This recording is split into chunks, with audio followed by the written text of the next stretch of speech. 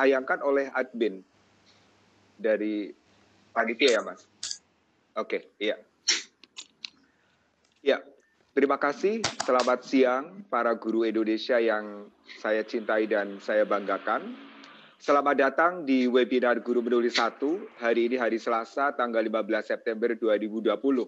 Sebuah kehormatan bagi saya untuk belajar bersama dengan para guru Indonesia, di mana pada pertemuan kali ini saya akan men-sharing pengalaman profesional saya sebagai seorang guru sekaligus penulis dengan materi berjudul Melejitkan Marwah Guru melalui penulisan artikel ilmiah populer, sebuah panduan praktis. Next slide.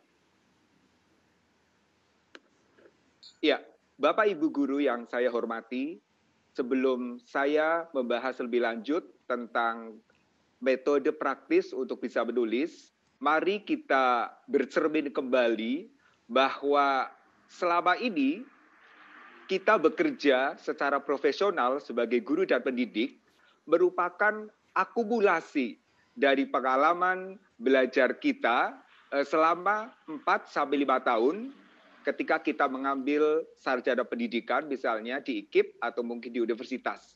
Dan tentunya kinerja dan karakter yang kita dapatkan ketika kita melakukan proses studi ini harus kita tingkatkan dari hari ke hari, salah satunya dengan melakukan kegiatan pembelajaran sepanjang hayat. Next. Nah, kenapa pembelajaran sepanjang hayat itu penting, Bapak Ibu guru? Karena setinggi apapun ya gaji dan tingkat kesejahteraan guru, kalau guru itu berada di dalam sebuah sistem yang tidak mengharuskan mereka belajar sepanjang hayat, maka output atau hasil proses pendidikan itu tidak akan berharga. Sehingga dengan demikian, mari kita berkomitmen untuk selalu memperbaiki diri ya dengan cara belajar sepanjang hayat. Berikutnya. Nah, Bapak Ibu guru, kita sebagai guru dan pendidik harus sering bertanya, tidak hanya setiap hari, mungkin bahkan setiap menit, ya, bahwa kita sebagai guru, apakah betul-betul kita itu sudah mendidik, ya? Kalau sudah, apa buktinya? Atau mungkin bagaimana caranya? Karena pekerjaan mendidik itu berbeda dengan pekerjaan mengajar atau mentransformasikan ilmu kepada peserta didik.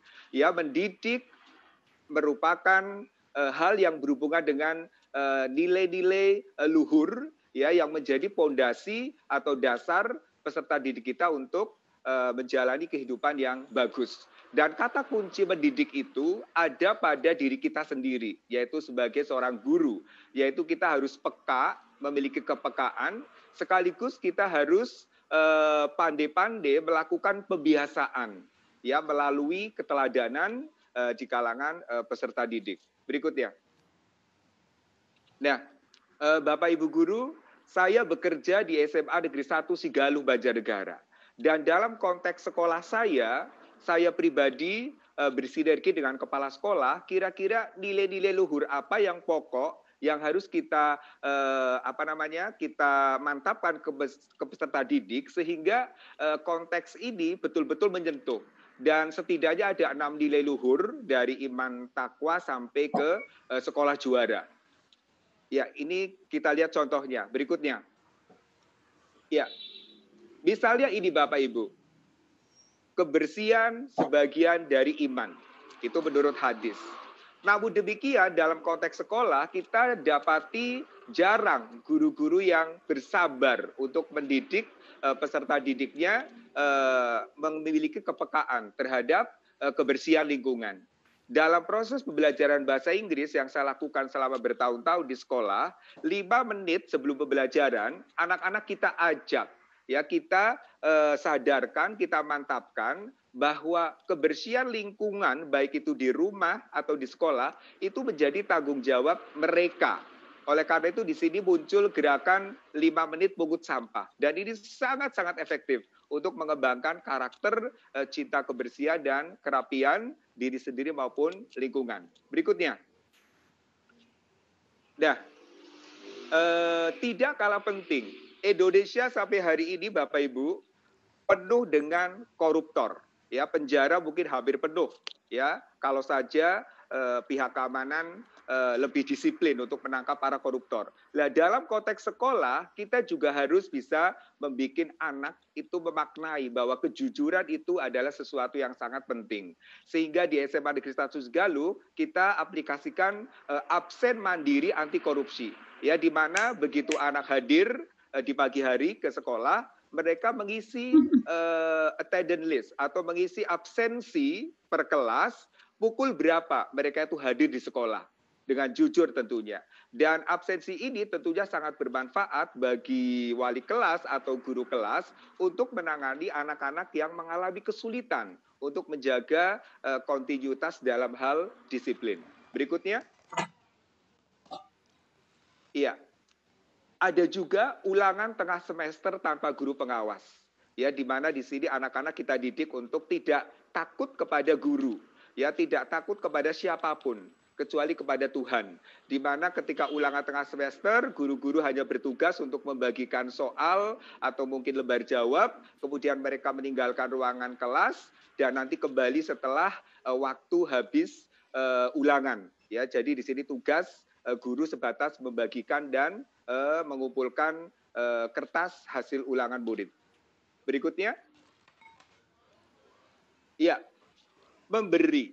Ya, sekarang jangan dikira Bapak Ibu Indonesia itu penuh dengan orang-orang yang dermawan. Mari kita mulai dari sekolah kita, bagaimana mendidik anak-anak kita itu memiliki kepekaan sosial. Apalagi di masa pandemi yang seperti ini, kita harus bisa menstimulasi anak didik untuk makin peka terhadap lingkungan dengan cara berderma secara massal atau mungkin melakukan kegiatan derma ini secara periodik, misalnya setiap hari Jumat atau setiap hari Minggu dan sebagainya. Lanjut. Ya, tidak kalah penting Bapak Ibu sebelum kita ke materi yang pokok, bahwa selama pandemi kita harus bisa menjamin proses pembelajaran baik itu di rumah maupun di sekolah itu harus sehat. Ya, berikutnya. Tahun 2017 saya telah mensurvei ya sebanyak 120 guru dari berbagai provinsi di Indonesia. Waktu itu kita melakukan training penulisan juga di Jakarta, di mana tebakan saya benar bahwa hampir semua guru ketika mengajar itu tidak mepedulikan aspek kesehatan, ya, terutama kebiasaan membuka pintu dan jendela.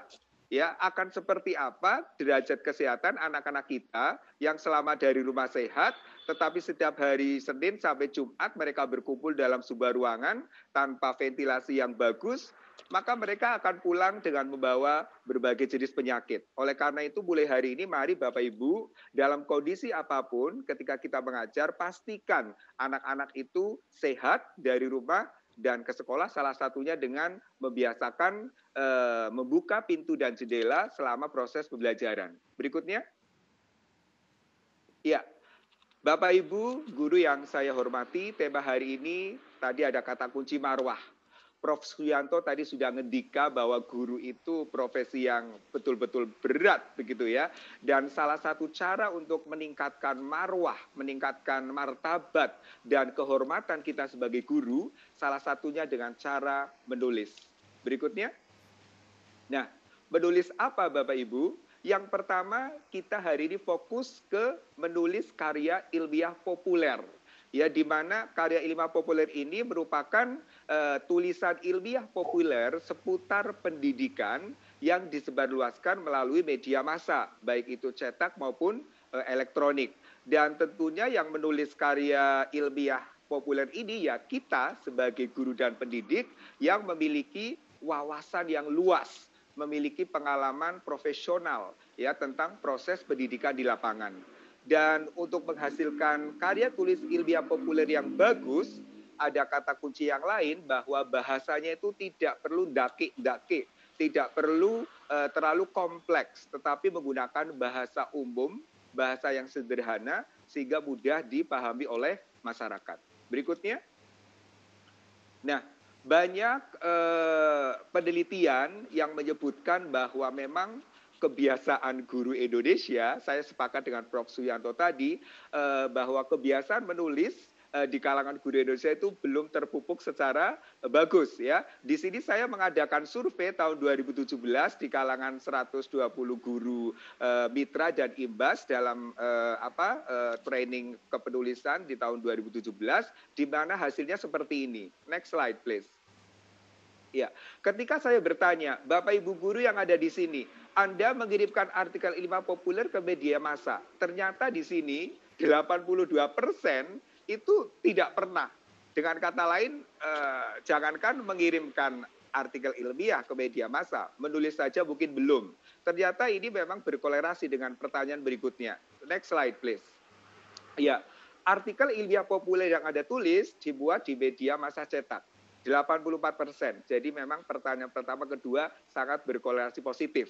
Jadi di sini guru memang belum memiliki kebiasaan untuk menulis, apalagi mempublikasikannya di media massa cetak maupun elektronik. Berikutnya. Nah, sekarang saya ingin mengkorelasikan kenapa mereka itu tidak menulis. Jadi di sini saya bertanya kepada guru-guru, Bapak Ibu guru, menulis artikel ilmiah populer menurut Bapak Ibu itu seperti apa sih? Ternyata 71% ya plus 10% berarti 81% itu menganggap memang sulit atau sangat sulit. Apa penyebabnya? Kenapa ini sulit Bapak Ibu? Kita lihat ke slide berikutnya. Ya, alasan utama para guru tidak menulis artikel ilmiah populer adalah yang pertama paling dominan, yang merah 38%. Minim teori dan ilmu kepenulisan. Dan hari ini Kemendikbud RI memfasilitasi 3.000 guru yang mengikuti webinar ini.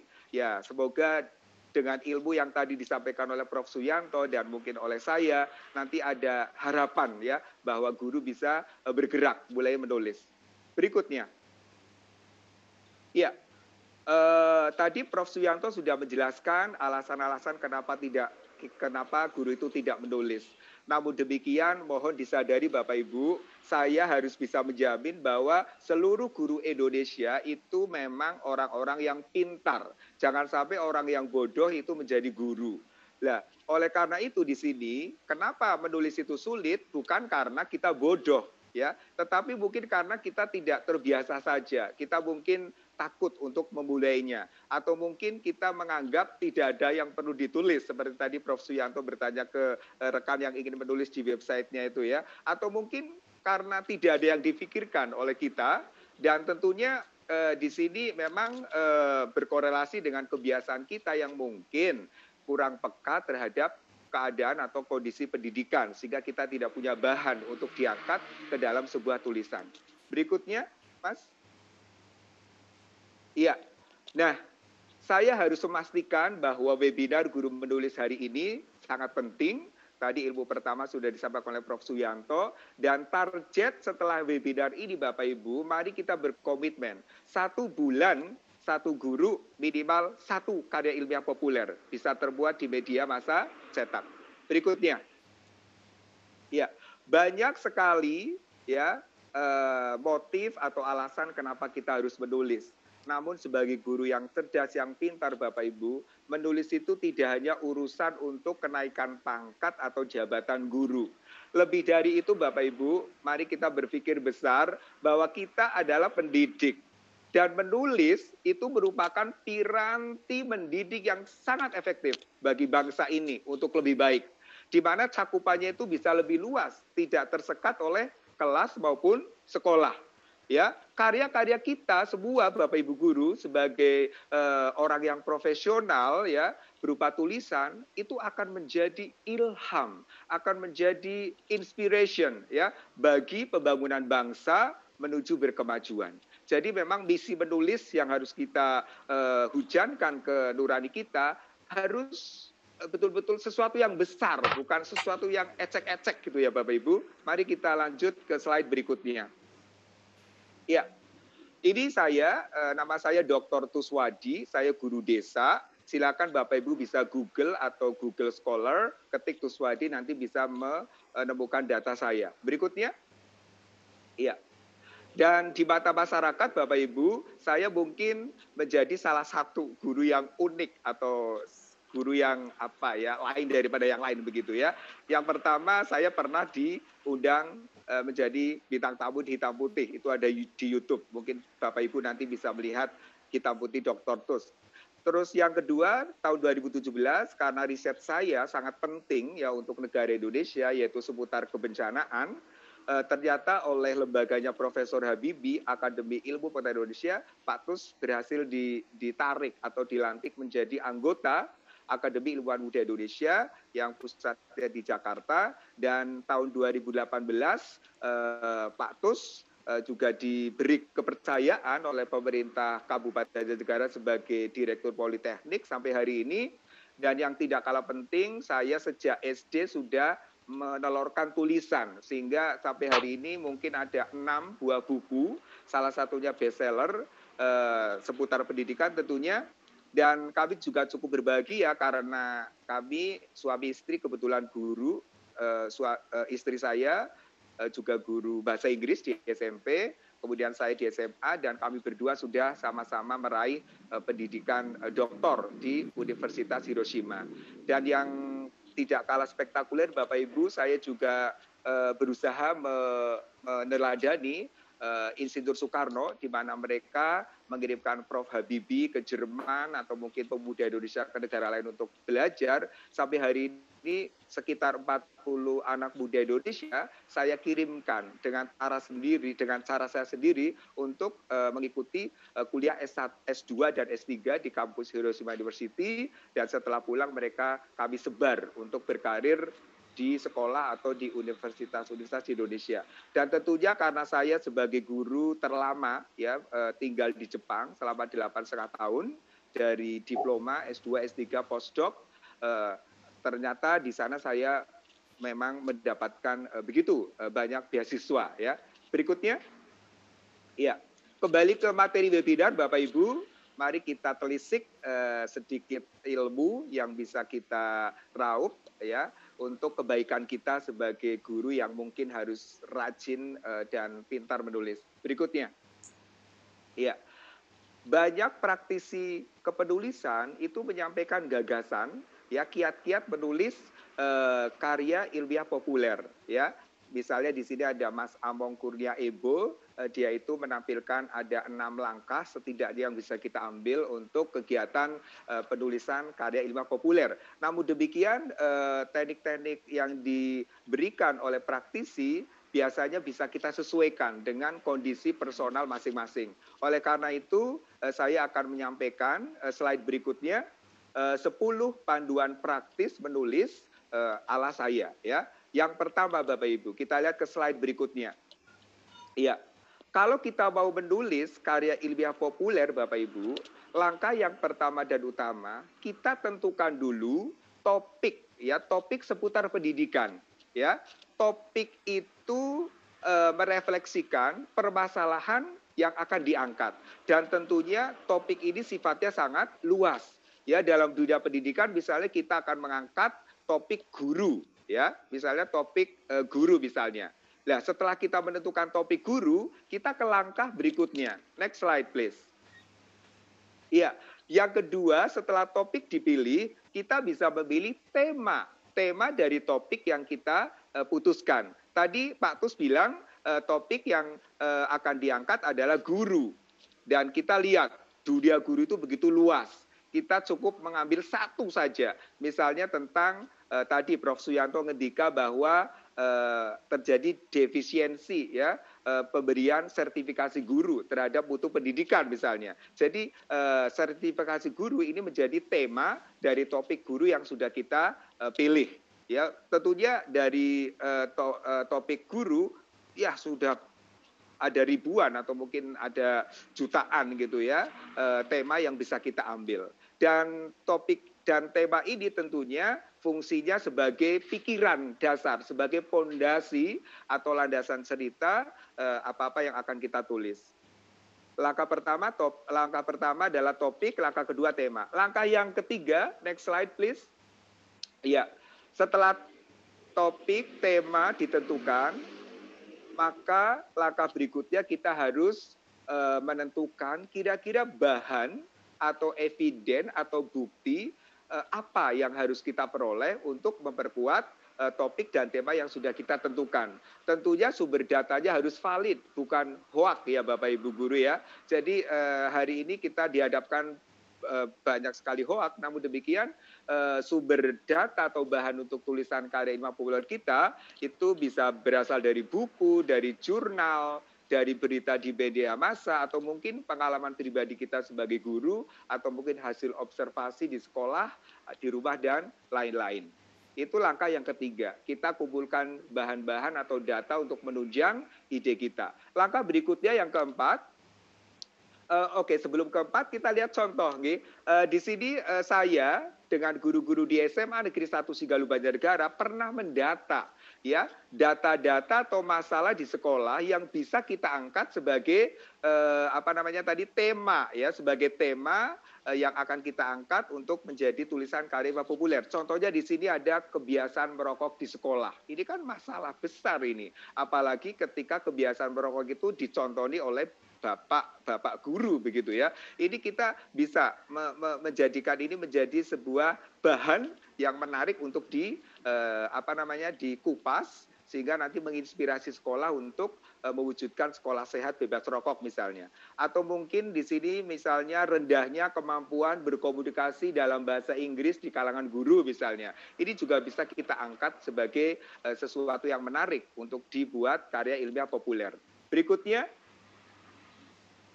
ya, ini masih banyak sekali contoh-contoh. Silakan Bapak Ibu Guru mulai berlatih merekam, menuliskan masalah-masalah yang ada di sekolah untuk bahan menulis karya ilmiah populer.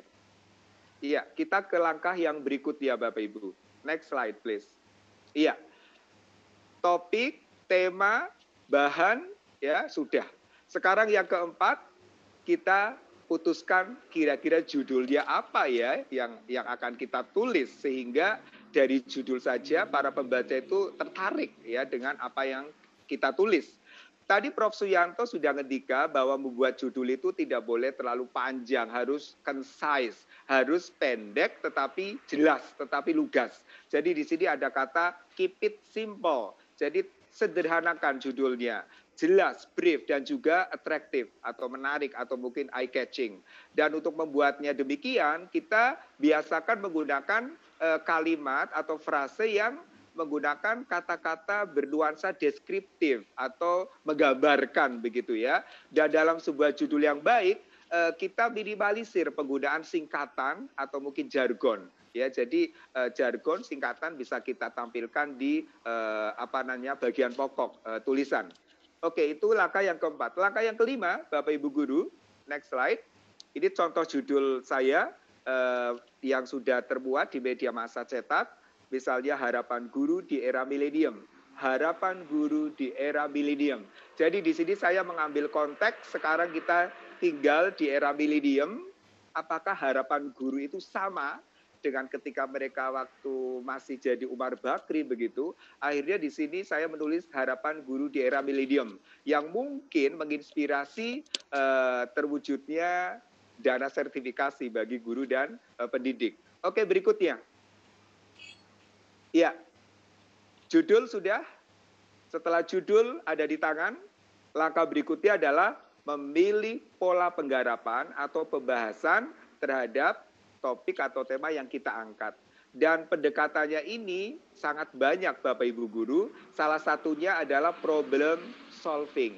Misalnya tadi, banyak anak-anak di sekolah kita merokok misalnya, atau mungkin banyak anak-anak di sekolah kita, ya di sekolah Bapak Ibu gitu, banyak anak-anak yang menyontek misalnya ketika ujian atau ulangan. Nah, nanti kita bisa menulis karya ilmiah populer seputar itu dengan menggunakan pendekatan atau pola penggarapan problem solving. Jadi kita berusaha untuk menghasilkan ide bagaimana menstimulasi langkah-langkah atau mungkin ide-ide atau mungkin teknik atau metode supaya sekolah kita bebas rokok atau supaya sekolah kita bebas korupsi dari kegiatan menyontek seperti itu.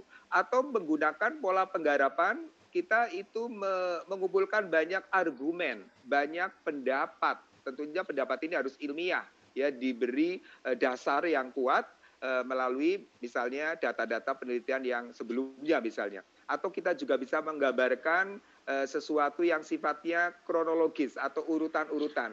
Gimana sih cara menjadikan guru keranjingan menulis begitu? Ini nanti bisa kita menggunakan pola penggarapan urutan, ya, step by step. Ya, langkah pertama ini, langkah kedua ini. Tentunya apa yang saya sampaikan sekarang juga saya menggunakan pola penggarapan chronological. Bisa juga comparison. Kita melihat Jepang, negara yang maju, ya, tidak punya sumber daya alam yang memadai, ya, tapi mereka bisa menguasai ekonomi dunia nomor 2 setelah Amerika. Dan kita bisa mengkomparasi sistem pendidikan di Jepang dengan di Indonesia, kira-kira apakah ada gap, dan gap itu bisa kita sempurnakan, sehingga nanti kita bisa mengadopsi apa-apa yang baik dari pendidikan di Jepang, tanpa melupakan tradisi dan kepribadian kita sebagai bangsa Indonesia. Ini contoh pola penggarapan karya ilmiah populer menggunakan metode comparison atau perbandingan begitu. Langkah yang berikutnya, Bapak Ibu, kita lihat ke next slide. Membuat kerangka karangan. Saya yakin sekali Prof. Suyanto ketika menulis itu sekarang sudah tidak butuh lagi yang namanya kerangka karangan. Ya, oleh karena itu Bapak Ibu guru, untuk membuat kerangka karangan ini memang untuk guru yang mungkin masih berlatih gitu ya. Tapi kalau kita ketika menulis mengalir saja, ya tinggal menulis gitu ya, sesuai dengan apa yang ada di otak kita. Namun demikian bagi para pemula, ya memang perlu membuat draft atau outline kerangka karangan yang nanti akan kita besarkan atau kita lengkapi melalui karangan yang lebih berterima. Jadi per paragraf sampai selesai begitu. Oke, berikutnya langkah yang ke-7 sekarang. Setelah membuat kerangka karangan, mari Bapak Ibu, kerangka karangan sudah dibuat, maka saatnya kita memulai atau membuka karangan. Dan banyak sekali teknik untuk membuat kalimat pertama di paragraf pertama yang bisa menyihir ya masyarakat untuk betul-betul membaca tulisan kita sampai habis. Yang pertama kita bisa menggunakan misalnya statement pernyataan yang mungkin lain daripada yang lain atau mungkin yang melawan arus begitu ya. Namun demikian ini nanti kita kuatkan dengan koridor ide-ide atau pendapat-pendapat orang lain yang disampaikan dengan ilmiah. Atau bisa juga kita membuat kalimat pertama menggunakan abstraksi. Kita bisa menyampaikan mungkin misalnya hasil penelitian X menunjukkan apa gitu, bisa kita tampilkan sebagai kalimat pembuka di karya ilmiah populer yang kita tulis. Atau pendekatan narasi, atau mungkin kita mencuplik kata mutiara dari sastrawan untuk mengawali karangan kita. Dan yang lain-lain tentunya. Langkah yang ke-8, iya, ini contoh kalimat pembuka karangan saya di koran ya. Ketika saya membahas tentang harapan guru di era milenium, saya menuliskan kalimat pertama, tidak bisa disangkal bahwa tugas guru tidaklah ringan dan dari hari ke hari tantangannya kian berat. Bahasa ini kalau dipahami oleh seorang menteri yang pintar, ini memang sebuah tuntutan bahwa guru harus disejahterakan. Karena memang tugas dan tantangan guru tidak ringan begitu ya, sehingga membutuhkan kesejahteraan yang cukup memadai begitu. Kemudian contoh yang menggunakan peribahasa misalnya, berakit-rakit ke hulu, berenang-renang ke tepian, bersakit-sakit dahulu, bersenang-senang kemudian. Pepatah ini sangat cocok menggambarkan dinamika kehidupan kita sebagai guru dengan terbitnya mekanisme sertifikasi guru. Di mana untuk mendapatkan tunjangan sertifikasi guru harus melakukan banyak hal. Dan tentunya ini bisa kita sorted ya, kita simpelkan ke dalam sebuah peribahasa, yaitu berakit-rakit ke hulu, berenang-renang ke tepian. Ini menjadi kalimat pembuka yang sangat efektif untuk sebuah tulisan karya ilmiah populer. Ya, berikutnya. Ya, langkah yang ke-8 atau mungkin langkah yang hampir selesai di Bapak Ibu adalah membangun dan menutup karangan. Jadi tulis aja kalimat per kalimat nanti jadi paragraf. Setiap paragraf kita hubungkan, paragraf 1 berhubungan dengan kedua, kedua dengan ketiga. Kemudian paragraf yang terakhir mungkin simpulan. Ya, jadi kalau kita sudah mulai menulis, otak kita itu otomatis akan bergerak ya sesuai dengan petunjuk atau ilham mungkin ya yang diberikan oleh Yang Maha Kuasa untuk kita. Jadi langkah yang ke-8 bangun ya dengan menulis, maksudnya membangun tadi ide-idenya ke dalam tulisan per kalimat menjadi paragraf sampai nanti membuat sebuah karya ilmiah populer yang sempurna. Nah, setelah itu kita ke langkah yang ke-9 Bapak Ibu Guru. Langkah yang ke-9 ini sangat penting. Untuk menghasilkan karya ilmiah populer yang bagus, yang sekali tembus, ya dikirim langsung diterima oleh redaksi, itu kita harus menjalani proses editing dan final check sebelum kita setor ke redaksi. Dan untuk self-editing, saya pribadi Bapak Ibu, untuk menghasilkan sebuah karya tulis ilmiah populer meskipun 2-3 lembar, saya mengeceknya itu 10-20 kali. Saya baca berulang-ulang untuk menemukan mungkin inkonsistensi atau mungkin salah tulis atau hal-hal yang mungkin tidak sesuai dengan ide dasar. Itu bisa saya lakukan melalui self-editing. Selain diperiksa oleh diri sendiri, saya juga mengizinkan orang lain atau rekan sejawat untuk memeriksa draft karya ilmiah populer saya yang akan saya kirim ke media. Dengan cara ini, insya Allah karya kita mendekati sempurna, sehingga ketika nanti dikirim ke redaksi koran atau majalah, itu tidak akan mengalami penolakan. Berikutnya. Iya, ini langkah yang terakhir Bapak Ibu. Setelah semuanya jadi, ya kita cek dan recheck, maka ya dikirim tulisan kita ke redaksi media massa cetak via email begitu ya. Karena hampir semua koran, semua majalah di Indonesia itu membuka rubrik, membuka kolom untuk guru menulis. Jadi ini adalah menjadi wadah yang sangat bagus buat kita semua sebagai guru untuk mendermakan ya ide-ide brilian kita seputar pembangunan pendidikan. Ya, kita lihat slide berikutnya Bapak Ibu Guru.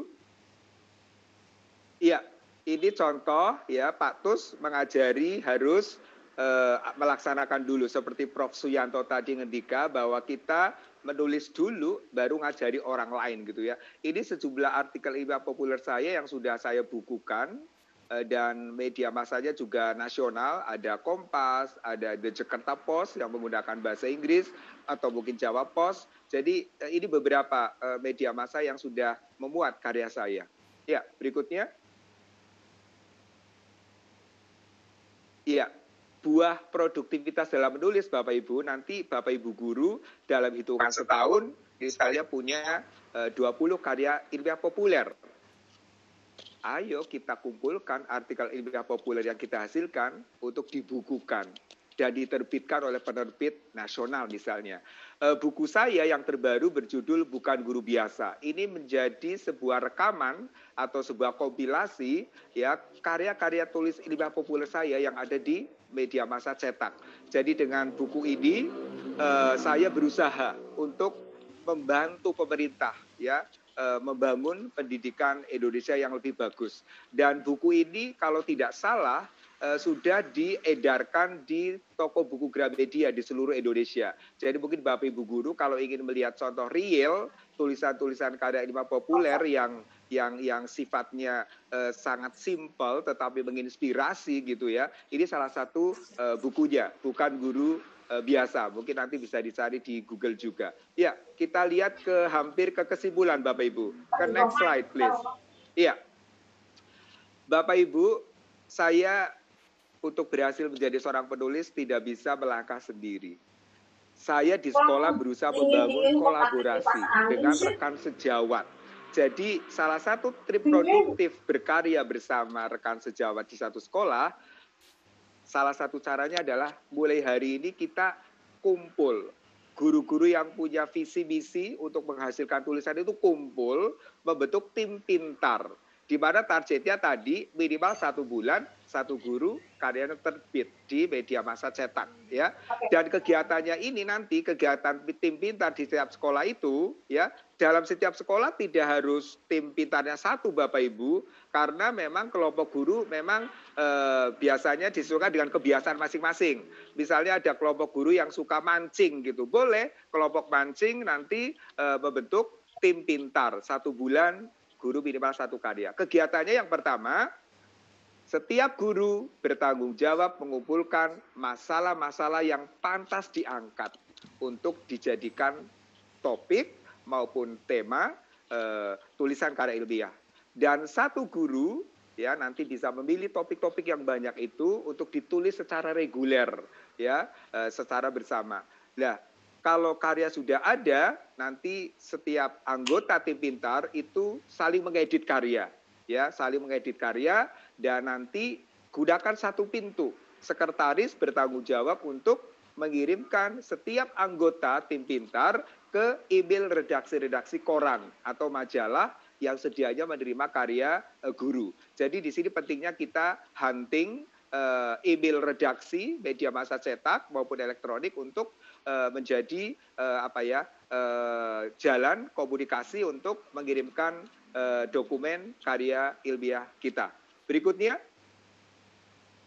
nah, di samping berkarya bersama Bapak Ibu, kita sebagai pribadi yang mungkin setiap orang atau setiap guru itu punya keunikan masing-masing, kita bisa kok produktif berkarya di rumah, ya. Dan ada 2 kata kunci Bapak Ibu. Semegah apapun rumah seorang guru, kalau tidak ada ruang kerja atau ruang belajar, ya menurut saya itu bukan rumah yang megah begitu. Sesempit apapun rumah seorang guru, tapi di situ ada space, ya, learning space atau mungkin working space untuk guru, itu bagi saya sesuatu yang sangat hebat. Jadi untuk berkarya di rumah, kita perlu ruang kerja yang nyaman dan inspiratif. Ya mungkin lebih indah dari kamar tidur kita gitu ya. Kemudian tidak kalah pentingnya kita punya jadwal menulis harian. Kalau saya pribadi, sehabis sholat maghrib, kemudian membaca Al-Quran, saya langsung nulis, membaca nulis. Kemudian sehabis sholat isya, saya juga membaca kembali, kemudian menulis. Jadi setiap hari, tiada hari tanpa menulis. Dan konsistensi ini kalau kita jaga dengan bagus Bapak Ibu, insya Allah jangankan sebulan 1 karya. Mungkin 1 minggu 7 karya bisa dihasilkan untuk dikirim ke koran atau majalah. Berikutnya, iya, slide terakhir. Simpulannya Bapak Ibu Guru yang saya cintai dan saya banggakan, bahwa menulis ilmiah itu memang harus menjadi kebutuhan dasar seperti oksigen bagi kita sebagai manusia, ya. Jadi menulis ilmiah itu harus menjadi kebutuhan dasar bagi kita sebagai guru dan pendidik. Dan untuk memulainya gampang kok Bapak Ibu. Kita harus mulai belajar peka terhadap lingkungan di mana kita bekerja, yaitu di sekolah. Kemudian kita juga harus banyak membaca, termasuk membaca buku atau membaca kondisi lingkungan. Dan untuk mensupport supaya inspirasi atau mungkin ilham-ilham yang ada di otak kita itu bisa diwujudkan dalam karya, kita perlu tempat atau ruang yang inspiring untuk menulis, yaitu tadi di rumah misalnya. Nah, selanjutnya mari kita jaga ruh kolaborasi antar guru di sekolah untuk berkarya bersama. Dan tentunya kata berlatih sampai terampil, ya, dalam menulis secara ilmiah ini memang menjadi kata kunci yang tidak bisa kita tinggalkan, ya. Prof. Suyanto tadi sudah ngendika, practice make perfect gitu ya. Bahasa Inggris saya jelek meskipun saya guru bahasa Inggris. Namun demikian dengan berlatih yang bagus, yang konsisten, yang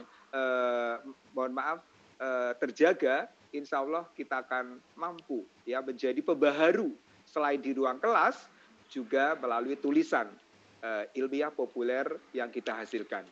Mungkin itu yang bisa kami sampaikan, Bapak Ibu Guru Indonesia. Terima kasih dan semoga